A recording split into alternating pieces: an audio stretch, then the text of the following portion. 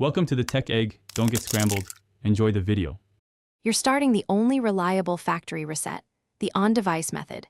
First, make sure HomePod is plugged in and your iPhone is nearby with the Home app open. Unplug the HomePod for 10 seconds, then plug it back in. This clears transient states. Once powered back, position your hand over the touch surface.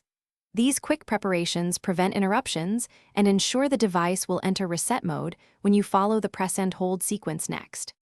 Now perform the physical reset. Press and hold the touch surface on top. You'll first see a white pulsing light. Don't release. Keep holding as it transitions to a rotating red light. That means it's erasing settings. Continue holding until you hear 3 distinct beeps. That final set of tones confirms the factory reset has begun.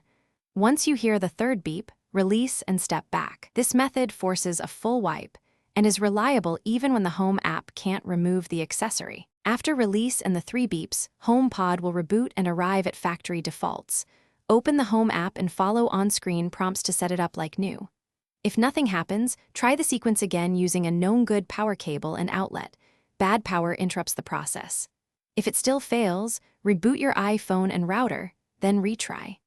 One key troubleshooting tip: intermittent Wi-Fi or power is the most common cause. Eliminate those before repeating the reset sequence. Thanks for watching. Consider subscribing if I helped unscramble your problems.